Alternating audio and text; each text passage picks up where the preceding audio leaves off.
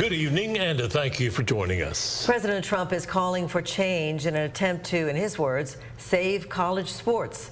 A recent executive order looks to put more guardrails on the current system, including transfer limitations and athletic department funding.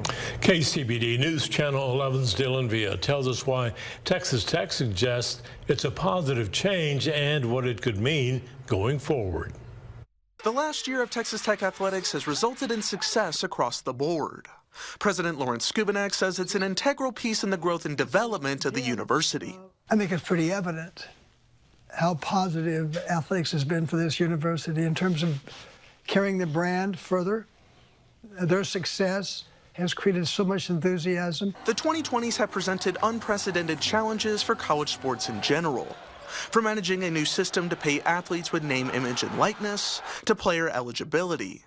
That's why Skubanek believes President Trump's recent executive order regarding college sports is an important one. This legislation that's being considered and the president's executive order recognizes the positive impact of athletics and how we have to make sure we take action to make sure we don't jeopardize its continued existence and health. Under this order, which would go into effect August 1st of this year, student athletes will only have a 5-year window of eligibility and one chance to transfer universities, but can receive an additional transfer option if they earn a 4-year degree.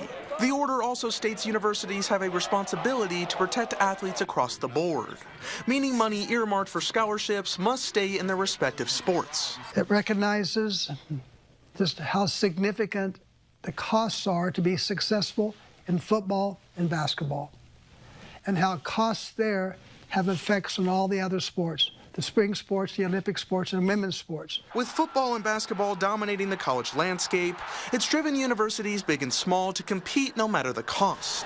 A phone call involving Skubanek, Board of Regents Chair Cody Campbell, multiple university presidents, and 2 U.S. senators earlier this week highlighted that problem. One president actually said, we've been circling on a black hole, and we face really serious problems if something is not done to address the disparity in revenue that we have access to. While the order will likely face lawsuits before the effective date, Skubanek says it at least gives Congress another push to make a real change in college sports and sees this as a step in the right direction. People that can make a change realize the situation. So I'm positive that it won't be business as usual.